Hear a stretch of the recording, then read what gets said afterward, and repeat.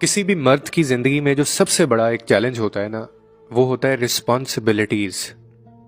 यानी उसकी जिंदगी में जो जिम्मेदारियां होती हैं, आप इस चीज को माने, आपको मानना पड़ेगा कि औरत से ज्यादा मर्द की जिंदगी में रिस्पॉन्सिबिलिटीज होती हैं जो उसको निभानी होती हैं।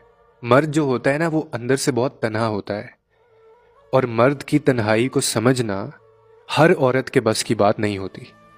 जो औरत ये समझ जाती है, वो उस मर्द को भी जीत लेती है, उसकी मोहब्बत को भी जीत लेती है। जो औरत ये नहीं समझ पाती उसके अंदर की तन्हाई को, वो फिर उसको भी खो देती है और उसकी मोहब्बत को भी खो देती है, क्योंकि उसके ऊपर बहुत रिस्पॉन्सिबिलिटीज होती हैं।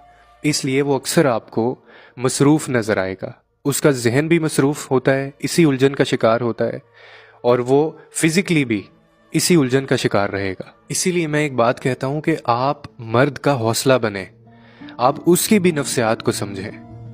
और जब कोई मर्द अपने अपनों से जुड़ी जो आसाइशें हैं, या वो उनको अच्छा एक एनवायरनमेंट नहीं दे पाता ना, तो वो उलझ के रह जाता है, उसका हौसला भी टूटता है, और वो खुद भी अंदर से टूटने लगता है, लेकिन बताएगा नहीं।